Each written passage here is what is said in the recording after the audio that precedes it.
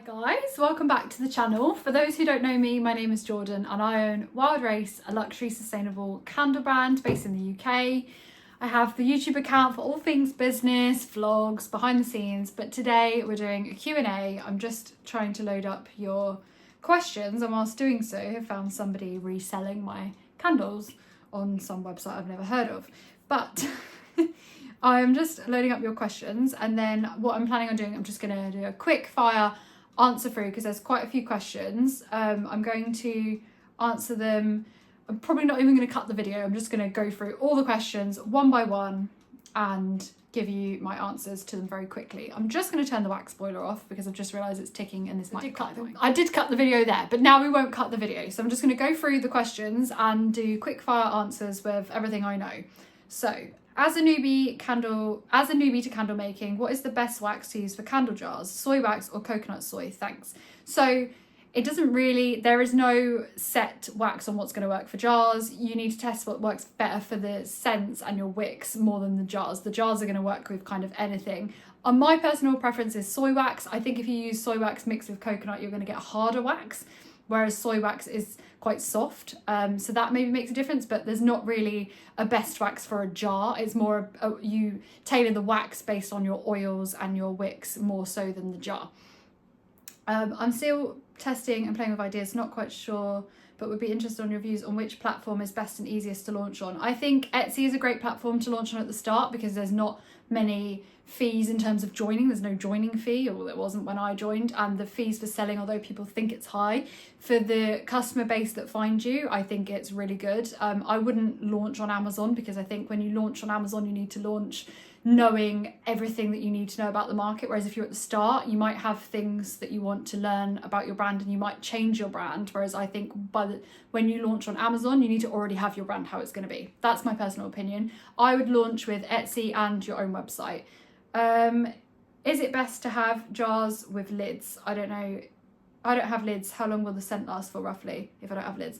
I think it's better to have lids. I used to sell candles without lids, and what I'd find is that top layer would get quite dusty and the top layer would lose its smell after say a month or two. It wouldn't completely lose it, but it would be very subtle, whereas the lids I think keep the smell in.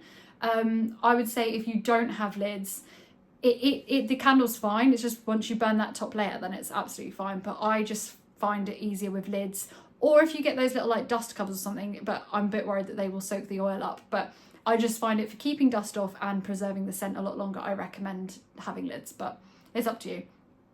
Might be a topic in its own right, but realistic sales goals and targets for a beginner. Is aiming too low a positive, or should you aim high, or does this create too much pressure if you fail? I always aim low and achieve high. That's what I do. I tell myself in my head what realistically I can achieve, and then I kind of aim for that, but I have a secret goal that's a bit higher. I usually kind of set two goals. So I set a realistic goal, and then if this year goes really well, then this would be my goal. For your first year, I mean, it's a bit crazy for me to tell you what your target should be as a beginner. I would say to put it into perspective, I made 5 sales in my first 6 months. So it was very slow for me at the start. So realistically, I think my goal was to make £500 in my first year. So it was a bit different back then. If I was starting a new business now, it would be very different because I know how to do things, and I know how to sell, and I know how to make the stuff, and I know what people want now. So if I was to start a brand new candle business right now, I would say my target in the first year would be maybe 5,000 in revenue, but that is very bold and it's a very tough market, so don't beat yourself up. I would aim lower because it's a very oversaturated market, and there's plenty of room for more candle makers, or if you don't have a candle business, I don't know, but there's plenty of room for people, but there's also loads of people there already. So I'd aim low and achieve high. What made you realise you could make this a full-time thing? So I nearly closed the business so many times before I went full-time. I went full-time 2 years after launching the business. It's very different for me. I have a lot of health issues, as some of you know, so it was I wasn't able to ever work a full-time normal job at the point where I started this business up. I'd stopped my full-time job and I was working part-time. So I was able to kind of do part-time with that and part-time with this to build it up for 2 years. And then I went full-time when I realised that I'd had a whole year without not earning enough in 1 month from the business to pay my bills. So I went through a whole year, January to December, knowing that I could pay my bills every single month from the business. And once I'd done a whole year, I quit my job in the January, and then I went that next year full time with the business because I knew that I'd earned what I needed to that whole year before. But it is kind of risky because business can change and the market can change and things, and you don't necessarily use that as a thing. But I'd like to, if I was telling someone else, I'd say go 2 years earning enough from your business and then quit your job. That's what I would do.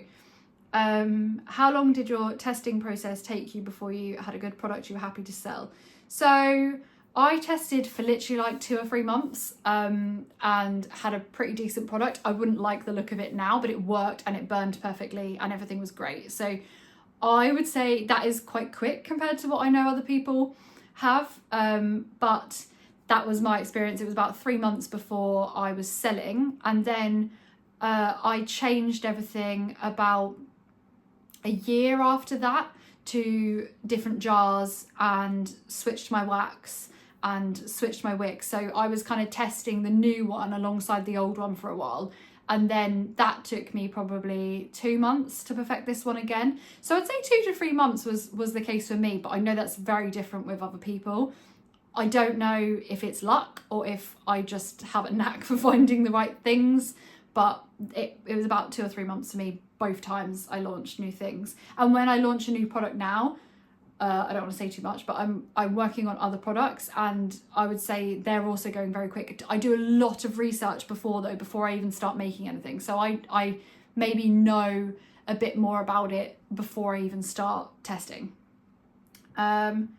What is your favourite part of your business? My favourite part by far is designing new products and doing all the designing and working on new stuff and the kind of artwork stuff and things like that. I'm very arty. I was gonna say in real life, this is real life, but in my like personal life, I'm very into art and I love to paint, I love to draw, I love all that kind of stuff. So for me, it's definitely the design and bringing like creations to the world and working like matching the scents to the colours and all the kind of like creative stuff is my favourite part. Like if I could sit and do that all day, I would happily do that. And I also do quite like writing up the product descriptions. So again, it's like a creative thing. I love to write, so that's something I also enjoy. Advice on how to organically grow a following from Instagram and social media in general when starting from scratch, plus more importantly, how to convert those followers into customers. So my Instagram, I don't know if you would say that it grew quickly, but it did grow organically. I think in my first year I had like 1,000 to 2,000 followers on Instagram, and then it's like slowly grown from there. I'm on just over 5,000 right now. I would say that a big chunk of my followers has come from doing giveaways with bigger accounts that fit within your niche. So don't just do giveaways with like random accounts, but ones that have similar following to what you want to attract. Giveaways with them. And at the start, I wouldn't do it now, and I maybe even wouldn't recommend it, but something I did do, so I'll be honest about it, is I also worked with a few people that were like big accounts that would ask like for some products for free. I would say they're influencers, but they weren't really influencers. They were more like people with like homey accounts, and they would like post a picture and they would like host like a giveaway through like their home account. So I did a few bits like that and mixing with some bigger accounts. That grew me quite a few followers over the years. And then also commenting on people that are like in the same niche, not other candle makers and trying to steal their business, but like say for me, like in the sustainable market, I would maybe comment, I don't really do it now, but back then I would like comment on other like sustainable businesses that weren't like candle ones. things like that, and just being seen. But then also you just do build organic followers from sales. So if people buy from you on Etsy, they'll see your account, they follow you. People buy from you on Amazon, they see your account, they follow you. Like, it does happen like that. I also get quite a few when I do like a market. Quite a lot of people will follow you from that. And I also did at the start a few networking events where I gained some followers. Cost cutting advice when it comes to sourcing supplies for printing labels, boxes, thank you cards, etc.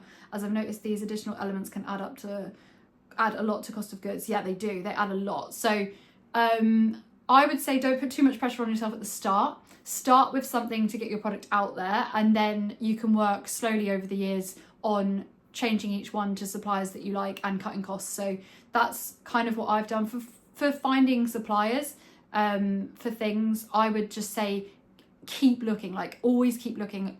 Even now I'm really happy with my suppliers. I did in the video you're about to watch on Sunday, I'm about to tell you I'm changing my label suppliers, but in general with everything else I'm very happy with my suppliers. But I'm always open and always looking out for new suppliers of things, looking at new pricing, looking at new better quality, and seeing if I can improve the quality without changing the cost, or seeing if I can bring the cost down.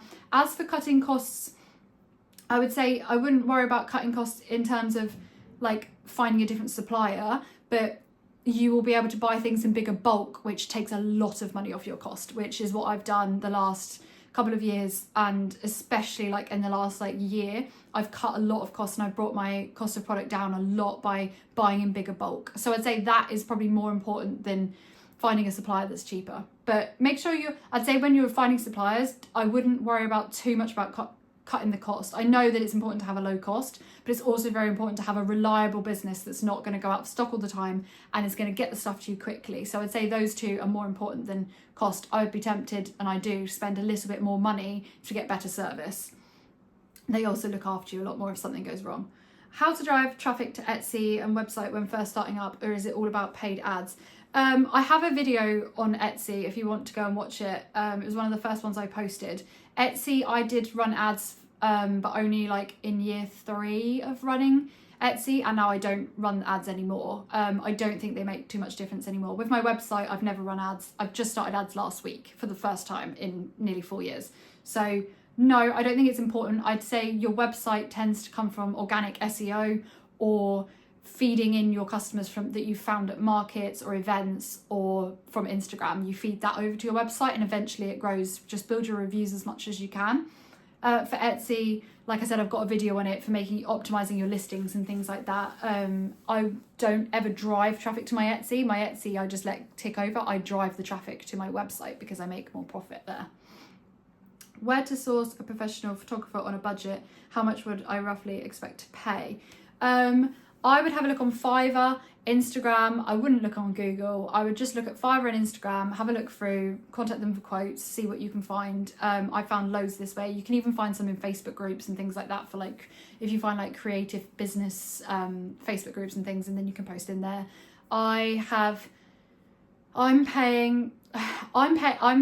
photographer is quite cheap. I pay about 40 to 50 pounds, I think now, because they've had a price increase. For one product, and that gets me about 5 to 6 photos. So that's the price I look at. But then equally, I've had another photographer work for me in January, which is £400 for 20 photos. So they're all very different. That photographer you would think is expensive as well, but there's people way more than that. I have a friend, for example, who has a business, who had a rebrand shoot last year where she got maybe 30 photos and she spent £1,000. So it's very different, but I would say I would look to be sourcing like one product for under the £60 mark for me. Is there a UK courier you've found more reliable than others? What's your shipping process like when it comes to buying and shipping, getting the parcels to the courier? So I use Royal Mail Click and Drop. I used to use Every when it was Hermes or Hermes, and then I switched to Royal Mail because it integrates better with my website, and at the time Etsy didn't integrate with anything other than Royal Mail. So I use Royal Mail. They have a lot of problems, so does Every. I personally think DPD, and there's a place called APC Network, but not for posting out your regular orders, but if it's something really heavy or a wholesale order, APC Network is amazing. DPD is very good but very expensive. For keeping the price and just sucking up the fact that you do have to replace the odd order. I'd say Royal Mail is all right. I think none of them are great. So I use click and drop. So I pack up the parcel here. I can either get the Royal Mail to come to the house and collect it for free, or I just drop it at my local post office, and then it all goes from there and it tracks it automatically on the website. How was the process of choosing all the suppliers right from the beginning? Again, this is something that don't put too much pressure on yourself to find the perfect thing at the start, because you will always find new places and change your mind on things. It's not a bad thing to have more than one supplier for something so that you have options. I found all my suppliers just literally by Google searching them, and at the start just going with the Google search, and then you get into the market, you speak to other candle makers, you speak to people on Facebook sites for it, and you just get to know and you do research. I mean, now I get a lot of not candle companies, like suppliers contacting me, which is so much easier because they contact me and then I'm just like, okay, well, send me some prices, and they send me prices, and then I can kind of do it without having to do any research. Have to say though, none of them ever beat the prices I'm getting. But yeah, don't put too much pressure on yourself for finding like the perfect supplier at the start. Just get going, find a supplier and start moving with that supplier as long as it's got the same ethics and you like the company. And then you can start looking for other ones and change afterwards if you then find better options. How was the process of choosing and creating your scents? I love creating and choosing the scents for my candles. I would say at the start, I used to rush it quite a lot, and I would just go like, oh yeah, I like that one, and I like that, and I like that, so let's put all of those in a candle. Whereas now I'm a lot more selective, and I'm a lot more like, I won't rush the decision too much. Equally though, if you find a good idea and you know no one else is doing it, you need to get it out there as soon as possible. But I wouldn't ever rush decisions like that. I try where possible to create sense that nobody's selling yet. And I think that's what's most important beyond what it actually smells like, because at the end of the day, most of your customers are buying online where they can't smell it. So yeah. And as for choosing them, I tend to buy like 20 samples and I might choose one out of 20. So I'm quite, I'm going to say strict. I'm quite different with how I do that. Wicks. Do you stick to the one wick family or do you use wicks from different families? I've been trying so many different families in EU 464 wax and it's just getting too confusing now. So I use EU 464. I use the TCR family, and I did do Weedo Eco Wicks or something for a while. They were alright. When like my ones were out of stock, I've used them before. But I use TCR and I use that for all of my candles. So I just use different, obviously, sizes and types, but I use TCR, and yeah, I do stick to one, but not like purposely, it's just that's what worked. And once I found TCR, and I switched to it, I've not had a problem, so I've just not bothered looking at any other ones because there's no point. Where should a new business start selling in person? Where should a new business start selling? In person, fairs, Shopify, own website, Etsy or Amazon? How many products to launch with in terms of fragrance? I would say launch with 5. I launched with 5 and I think that was a really good option. And then launch with those original 5. I would choose 2 or 3 from that first 5 that sell really well, unless they all sell really well, but they're probably not going to. Choose 2 or 3 that sell the best, cut the other 2, and then replace the other 2 with what you've learned that sells better because of those 3. So I would do 5 kind of like within a niche, but that smell very different, and then see what works, and then cut out 2 or 3 and replace those 2 or 3 with the direction you can see that it's going. I would say with a new business, where it's best to start selling is everywhere, except Amazon. I think Amazon is too extreme for a new business to sell on, and I think it's better to launch on Amazon when you already are established and you know what your brand is and you're very confident in what you're doing and you're able to do it very quickly for really low cost, because otherwise it's not going to be worth it. But other than Amazon, I would say to go to as many markets as you can, not rubbish school fete ones, like proper markets, farmers markets and things, Christmas markets. Get on Etsy, get on your website, set up in as many places as you can, go into shops, approach shops, take your products into shops and say, will you stock this in here? Don't do rent a shelf. It's a waste of money. They need to buy it wholesale from you, otherwise they're not pushing to sell it and they just don't care. So if they like your product enough, they'll buy it off of you wholesale price, which should be 50% of your retail price. Yeah, I would say for a new candle brand, just sell anywhere you can, everywhere you can, for like at least a year, maybe 2 years, and just go everywhere. And then as you start to make more money and you know what works and what doesn't, then you can narrow it down. But I'd say at the start, just do everything you can. A couple of questions.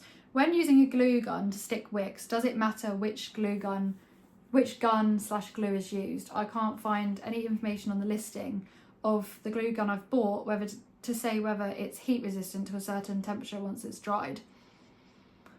I use a special vegan glue, so it comes in like obviously like glue sticks. My glue gun, use whatever glue gun you want. I don't think that makes a difference. I need to buy a new one because mine's like really old and smoking. But I use any glue gun, and then I buy a vegan glue because that works in my brand and plastic free and all that stuff. I am not aware that any glue guns, because they're in such a high temperature, obviously, in the glue gun that's way hotter than your wax. So I don't think you should have a problem, because yeah, I think for example, my glue gun is so hot. It's so hot. I've burnt myself on it many times. It's so hot. I could stick my hand in the wax boiler and it's not going to burn me. Like, it's hot, but it's not going to burn me. So yeah, I would say you're not going to have any problem with that. The glue gun is always going to be hotter than your wax, so your wax shouldn't lift the glue. If it is, then your wax is maybe too hot. Also, do you recommend a hotter or cooler pour? Just testing at the moment and getting a lot of sinkholes, which is driving me mad. That depends on what wax you're using. I pour at 70 degrees. So I heat to 80 degrees, take it out, add my oil, and then I pour. It will probably be between 60 and 70, but if never less than 60. So that's for soy wax. It'll be different for every single wax. I do have some info coming out on that in the ebook that I'm doing on different waxes and things, but sinkholes, I would say, are to do with temperature, the speed you're pouring, and any factors in the room like a draft or things like that. It could even be to do with if you're pouring too slowly, or if you're pouring and then coming away and then pouring again, that makes sinkholes. Yeah, it may not be to do with the temperature you're pouring at, and it could be to do with the oil or things like that as well. Also, if your jars are really, really cold, if you've, like, for example, stored them in a garage and then you pour wax in them, that can make a difference. So yeah, basically they just need to be kept very neutral. They don't like drafts, they don't like changes, and this is like not just when you're pouring, but like while they're setting. So I would say that might be more likely what it is than the temperature you're pouring at if you've tested hot and cold. So that is all the questions, 22 minutes, and I'm not going to cut it because I can't be bothered to go through and cut this video. So I hope that has helped. I hope that it's not too quick rushing past the answers, but I wanted to get them all answered and up for you today. So I really hope that helps. Let me know in the comments if you need me to expand on anything. But yeah, I really hope you've enjoyed this, I would say, quick fire question round. It's been 22 minutes, but it has been quick fire questions, so just a lot of questions. So thank you so much for watching, and I will see you on Sunday on the behind the scenes vlog, which is a crazy week.